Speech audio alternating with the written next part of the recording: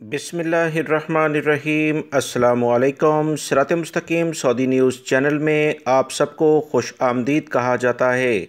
आज 27 फरवरी 2022 है। सऊदी वज़ारत सेहत की जानिब से कोरोना से मुतल्लिका ताज़ा तरीन अपडेट जारी की गई है, जिसमें बताया गया है कि पिछले 24 घंटों के दौरान सऊदी अरब में 632 अफराद कोरोना का शिकार हो चुके हैं, जबकि 995 अफराद सेहतियाब भी हुए हैं।